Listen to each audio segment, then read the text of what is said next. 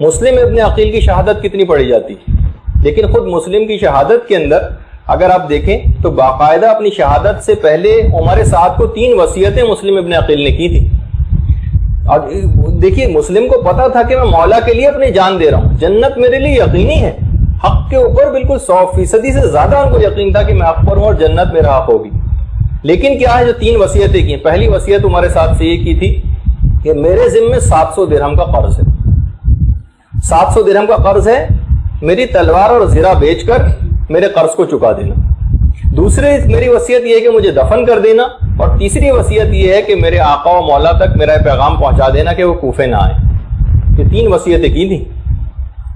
اچھا اب عمر سعد نے کہا اس وقت ذرا کہ اس طرح کے حالات نہیں ہوتے، کہا کہ میں مسلم کے مال سے کوئی سروکار نہیں، صرف زرہ اور تلواری تو ہے، ہم بیچ کے اس کا قرض ادا کر دیں گے، کوئی مسئلہ نہیں. جب ہم اس کو مار ہی دیں گے تو اس کا جسم ہمارے کس کام کا، اس کو دفن بھی کر دیں گے. رہا معاملہ حسین کا، تو جب تک وہ ہماری راہ میں مزاحم نہیں ہوتے جب تک ہمیں ان سے بھی کوئی سروکار نہیں. اس کے بعد باقاعدہ مسلم کو لے جایا گیا دارالامارہ پہ، چھت پہ. بکر ابن حمران ایک تھا دشمن اہل بیت، اس نے مسلم کو نیچے پھینکنا چاہا اوپر سے، لیکن اس شخص کے بالکل ہاتھ پاؤں ہی جواب دے گئے، بالکل فالج ہو گیا، حرکت بھی نہ کر سکا. اچھا پھر دوسرا شخص آگے بڑھا مسلم کو گرانے کے لیے، تو اس شخص کو اچانک سے پیغمبر اسلام ختمی مرتبت نظر آئے.